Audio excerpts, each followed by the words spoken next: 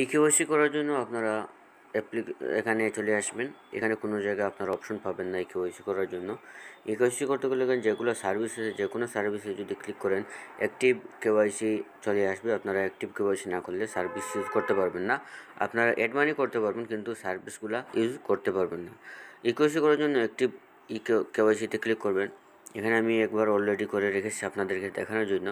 KYC ডিটেলসে আসার পরে এখানে আপনাদের আধার কার্ডটার নাম্বার দিবেন এখানে, ঠিক আছে, সঠিকভাবে। তারপর এখানে আপনাদের প্যান কার্ডের নাম্বার দিবেন। এখানে আপনারা আধার কার্ডের ফ্রন্ট সাইড, এখানে ব্যাক সাইড, এখানে প্যান কার্ড নাম্বার এবং এখানে প্রোফাইল ফটোটা দিবেন।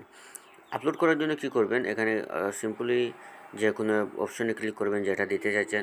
আপনি আবার মিডিয়াতে যাবেন, যাওয়ার পরে আপনি এখানে প্রথম থেকেই আপনি এটা রেডি করে রাখবেন, ঠিক আছে।